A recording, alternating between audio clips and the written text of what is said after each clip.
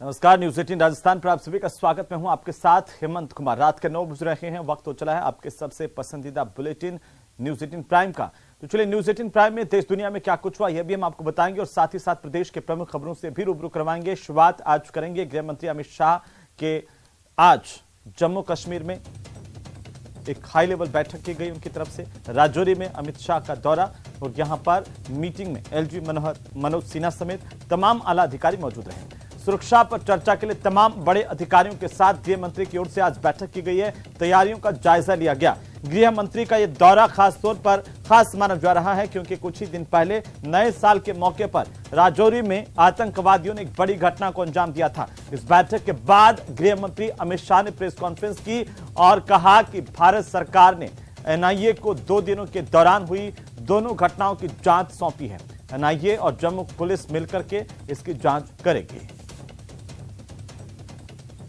सभी प्रकार की जितनी भी एजेंसियां जम्मू कश्मीर के सुरक्षा के लिए जिनकी भूमिका है, वो सभी एजेंसियों के साथ विशेषकर जम्मू क्षेत्र के सुरक्षा के इंतजाम को लेकर एक डिटेल बैठक हुई है।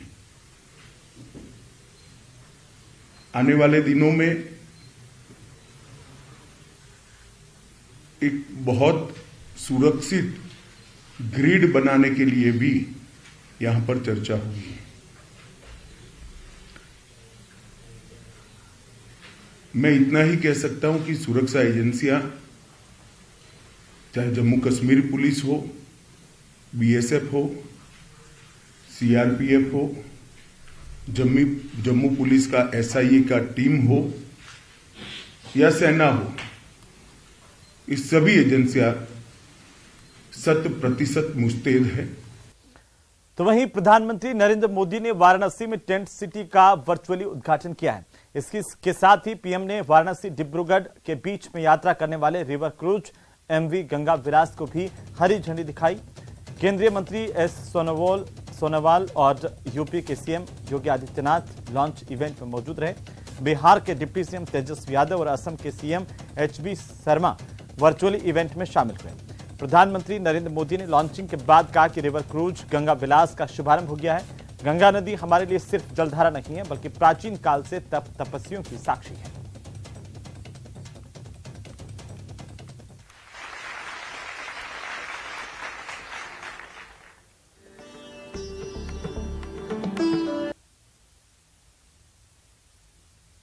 एक क्रूज यात्रा एक साथ अनेक नए अनुभव लेकर आने वाली है। ये जो लोग ज्वलन का कार्यक्रम चल रहा है, सरकार के केंद्रीय सचिव महोदय, स्वागत का समय है। मंच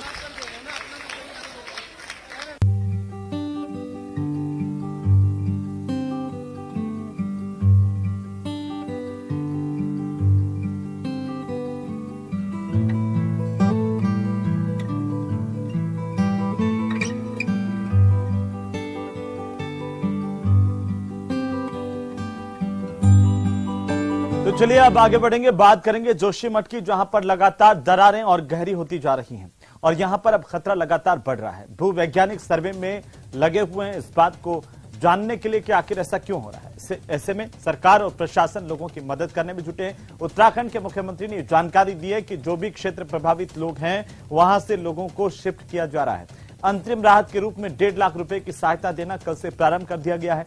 अभी किसी के घर को तोड़ा नहीं जा रहा बल्कि केवल घर खाली करवाए जा रहे हैं। लोगों से एहतियात बरतने की अपील की गई है। सुरक्षित स्थानों पर जाने के लिए कहा गया है। प्रशासन इसमें लोगों की मदद कर रहा है।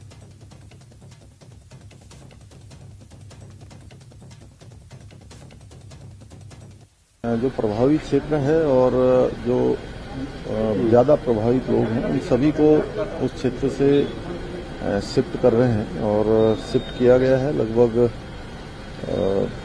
90 के आसपास परिवार होंगे जिनको शिफ्ट किया जा चुका है अभी तक, और जहां जहां भी लग रहा है कि उनको शिफ्ट करने की आवश्यकता उनको शिफ्ट किया जा रहा है।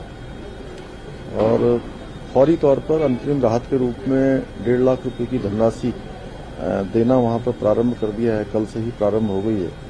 डिसमेंटलिंग की जो कार्रवाई है एक सेफ और साइंटिफिक तरीके से सीबीआरआई के पर्यवेक्षण और उनकी सलाह से की जानी है। तो सीबीआरआई के द्वारा हमें 1 सप्ताह का उसमें टाइम दिया गया है।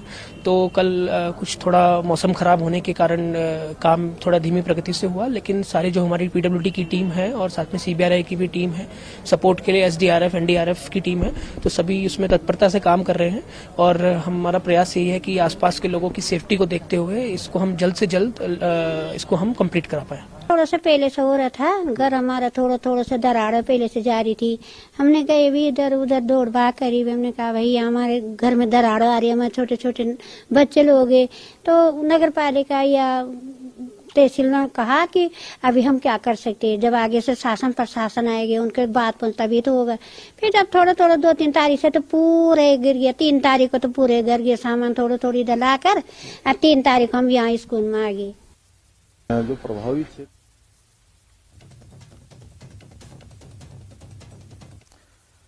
तो चलिए अब बात सर्दी के सितम की, क्योंकि उत्तर भारत में सर्दी का सिलसिला लगातार जारी है। कड़ाके की ठंड और शीतलहर की वजह से लोगों की परेशानियां बढ़ी हुई हैं।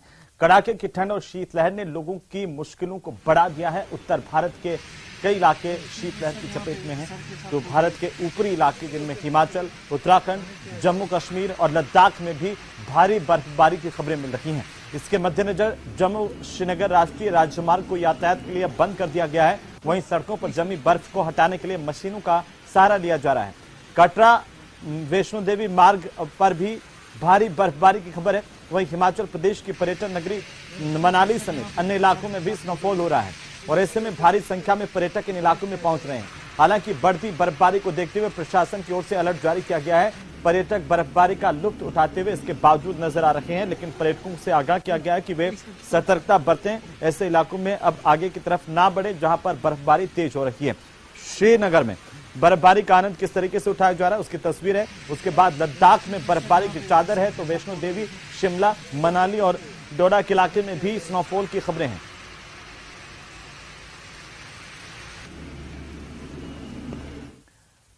तो आखिरकार लोहड़ी का पर्व पूरे देश भर में उत्साह और उमंग के साथ मनाया जा रहा है। आपको बता दें कि लोहड़ी के दिन देश भर के बाजारों में भी रौनक लौट आई है। लोग एक दूसरे को लोहड़ी की बधाई दे रहे हैं। इसके साथ ही गजक, मूंगफली बांट रहे हैं। बदलते जमाने के साथ साथ लोहड़ी के पर्व को मनाने के तरीके और उनके रिवाज में भी कुछ बदलाव जरूर मिल रहे हैं। वहीं लोहड़ी के मौके पर पंजाब के सीएम भगवंत मान ने अपने परिवार के साथ लोहड़ी का पर्व मनाया, प्रदेशवासियों को शुभकामनाएं दी। इस दौरान उन्होंने कई पंजाबी सिंगरों को भी आमंत्रित किया। तस्वीरें आपकी टीवी स्क्रीन पर। और आज तमाम जगहों पर चहल पहल लोहड़ी को लेकर के देखने को मिल रही है। जगह जगह कार्यक्रम आयोजित किए जा रहे हैं। लोग इस भीषण सर्दी में लोहड़ी के पर्व को सेलिब्रेट कर रहे हैं। उत्साह हर्षोल्लास के साथ लोहड़ी मनाई जा रही है।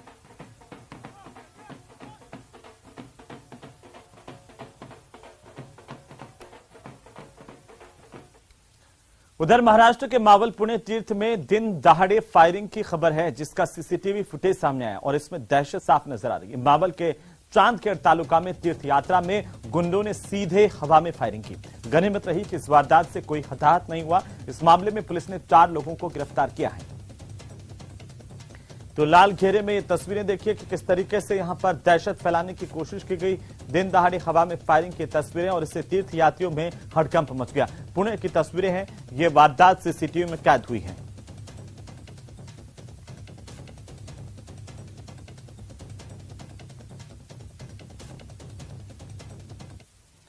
तो वहीं टीवी एक्ट्रेस तुनिशा शर्मा के सुसाइड मामले में हर रोज एक नया मोड़ आता नजर आ रहा है। श्रीजान खान पुलिस कस्टडी में है। 13 जनवरी को एक्टर के वकील ने वसई कोर्ट में जमानत की याचिका दी थी, जो कि खारिज कर दी गई है। अब श्रीजान खान के वकील मंगलवार को हाई कोर्ट में जमानत के लिए अर्जी दाखिल करेंगे। इसके अलावा अपडेट आ रही है कि तुनिशा के परिवार ने वसई विरार सीपी मधुकर पांडे के साथ मुलाकात की और एक पत्र सौंपा है, जिसमें श्रीजान की मां को भी केस में आरोपी बनाने की मांग की गई है। कमिश्नर ने पुलिस को श्रीजान की मां के खिलाफ दी गई शिकायत पर जांच के आदेश दिए हैं।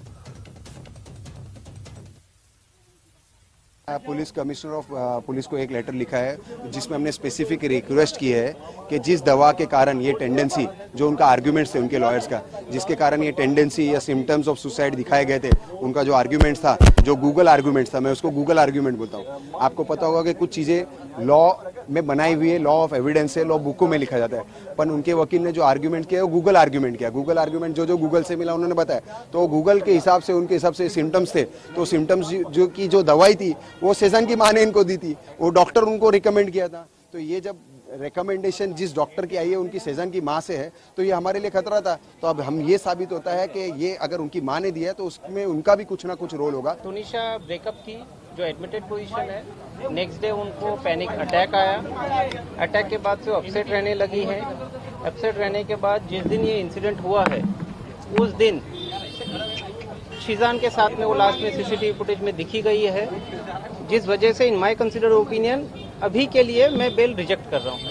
केस प्रभावित हो सकता है, बहुत महत्वपूर्ण बात कही जज ने कि केस प्रभावित हो सकता है। किस वजह से? कुछ तथ्य होंगे, कुछ ऐसी बातें होंगी जो शीजान को लेकर सवाल खड़े किए जा रहे हैं। देखिए, केस प्रभावित किसी भी एंगल से होने वाली है नहीं। देखिए, ये सिर्फ एक शुरुआत है। ये जब तक तुनिशा को इंसाफ नहीं मिल जाएगा, हम लोग जहां तक जाना होगा जाएंगे। We just want justice for Tunisha. तो वहीं मकर संक्रांति पर परिंदों को पतंगबाजी और मांझे की मार से बचाने के लिए आम लोगों के सहयोग की जरूरत है, और इस मिशन के तहत वन विभाग की ओर से कई एनजीओ के साथ मिलकर के राजधानी समेत प्रदेश के कई बड़े शहरों में विशेष अभियान चलाए जा रहे हैं और कई जगह पर बर्ड ट्रीटमेंट कैंप भी लगाए गए हैं। ये खास रिपोर्ट देखिए।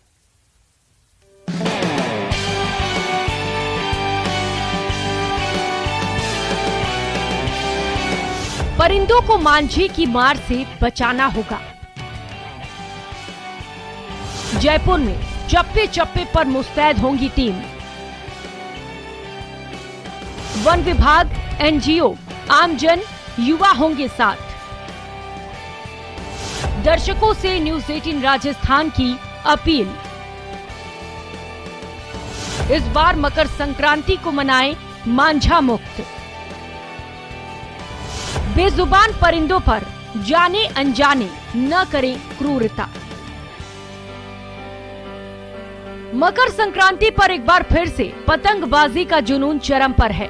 लोग पतंगबाजी का तो खूब मजा लेते हैं, लेकिन इंसानों के शौक की कीमत उन बेजुबान परिंदों को चुकानी पड़ती है जो अपनी भूख प्यास मिटाने के लिए आसमान में खुली उड़ान के लिए अपने पंख फैलाते हैं।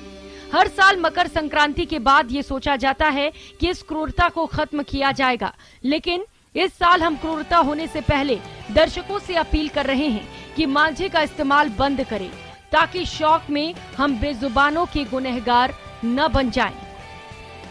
परिंदों को मांझे की मार से बचाना होगा। मांझे की तेज धार से परिंदों के पंख कट जाते हैं, जिस्म लहूलुहान हो जाता है। करीब 50% से ज्यादा घायल परिंदा तड़प तड़प कर दम तोड़ देता है। करीब 25% परिंदे ऐसे होते हैं जो हमेशा के लिए विकलांग हो जाते हैं। बात अगर अकेले जयपुर की करें तो हर साल 8 से 10 हजार परिंदे केवल राजधानी में ही मारे जाते हैं। वन विभाग ने हालात को काबू में करने के लिए ऑपरेशन खुली उड़ान शुरू किया है। सारी team are involved in it right now, right from students to veterinary doctors from Nagpur, Mumbai and in fact even from Jaipur. तो सभी लगे हैं सुबह से to help rescue and save lives over here of all these birds. इस साल घायल पक्षियों ने पिछले कई सालों के रिकॉर्ड तोड़े। पिछले साल भी हजारों परिंदे घायल हुए थे। सुबह 2 घंटे, शाम 2 घंटे पतंग न उड़ाएं। 14 जनवरी को त्योहार पर पतंगे उड़ेंगी। 15 जनवरी को रविवार के कारण पतंगबाजी ज्यादा होगी। 14 और 15 जनवरी 2 दिन आपको खास ध्यान रखना है। चाइनीज, मेटेलिक या तेज कांच के मांझे का इस्तेमाल न करें। मकर संक्रांति पर पक्षियों के लिए जयपुर में इस बार करीब 100 ट्रीटमेंट कैंप लगाए जा रहे हैं। ट्रीटमेंट कैंप में पक्षी प्रेमी युवा इन पक्षियों को बचाने के लिए अपना पूरा योगदान दे रहे हैं। इन परिंदों को इलाज देकर के उनकी जान बचाने की कोशिशें कर रहे हैं। कई जगह हेल्पलाइन नंबर भी जारी किए गए हैं ताकि लोग इस हेल्पलाइन नंबर पर कॉल करके वक्त रहते परिंदों को इलाज के लिए इन मेडिकल कैंप्स में पहुंचा सके। उम्मीद की जानी चाहिए कि राजधानी जयपुर में जैसी अपील की गई है, मांझे का इस्तेमाल कम से कम किया जाएगा और इस साल पतंगबाजी में परिंदों को कम से कम घायल किया जाएगा। कैमरा पर्सन भवानी के साथ में अरबाज अहमद, न्यूज़ 18 के लिए जयपुर से। तो चलिए आगे बढ़ेंगे और इसी बीच बड़ी खबर से हम आपको रूबरू करवा दें। बड़ी और अहम जानकारी इस वक्त की हनुमानगढ़ से मिल रही है, जहां पर गांधी बड़ी गांव में 2 पक्षों में विवाद हुआ है। आईजी ओम प्रकाश और जिला कलेक्टर रुक्मणी कियार ने गांव का दौरा किया है। दरअसल वाहन की टक्कर के बाद यहां पर पत्थरबाजी होने की खबर है। पत्थरबाजी के बाद 2 समुदाय आमने सामने हो गए, विवाद बढ़ गया। नौहर भादरा की पुलिस और प्रशासन के अधिकारी भी मौके पर हैं। पुलिस जाब्ता गांव में तैनात किया गया। फिलहाल गांव में पूरी तरह से शांति बताई जा रही है। पत्थरबाजी के बाद हंगामा हुआ है। हनुमानगढ़ से बड़ी खबर है। गांधी बड़ी गांव में 2 पक्ष आमने सामने हो गए और दोनों पक्ष में विवाद इतना बढ़ गया कि एक दूसरे पर पत्थर फेंके गए। घटना की जानकारी मिलते ही आईजी ओम प्रकाश के साथ जिला कलेक्टर एसपी मौके पर पहुंचे और पूरे घटनाक्रम की जानकारी ली गई है। गांव में भारी पुलिस जाब्ता तैनात किया गया है।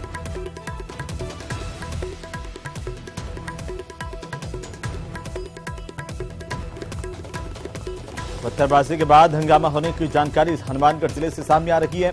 ये बड़ी खबर, गांधी बड़ी गांव में 2 पक्ष आपस में आमने सामने हुए हैं और दोनों पक्षों में पथराव हुआ है। घटना की जानकारी मिलते ही आईजी ओम प्रकाश, जिला कलेक्टर रुक्मणी कियार, एसपी मौके पर पहुंचे और घटनाक्रम की जानकारी ली गई है। इस घटना के बाद से ही गांव में भारी पुलिस बल की तैनाती की गई है। कई थानों की पुलिस मौके पर भेजी गई है। नौहर भादरा के पुलिस प्रशासन के अधिकारी भी मौके पर हैं। 3 थानों का पुलिस जाब्ता गांव में तैनात किया गया है। अभी गांव में शांति बताई जा रही है।